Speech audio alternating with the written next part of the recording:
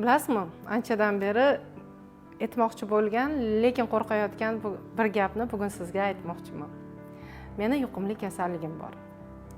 Va ta'limga kirib kelganimdan buyon bu kasallik meni tark etmaydi. Bu kasallik haqida birinchi darsimdayoq talabalarimga, tinglovchilarimga aytaman va ularni ham afsuski yuqtiraman. Bu yuqumli kasalligim nima deb aytadigan bo'lsangiz, barakalla, boringga shukur, ming rahmat, qoyil degan so'zlarni juda ko'p ishlataman.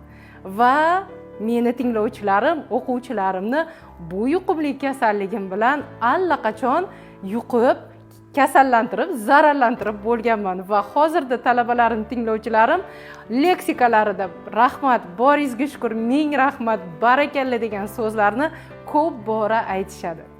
Meni kursimga kelib qolsangiz, sizga ham bu kasallikni yuqtirib qo'yishim mumkin.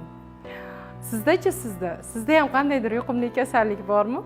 U haqida kommentariyada yozib qoldiring. Tom ma'noda, yaxshi ma'noda.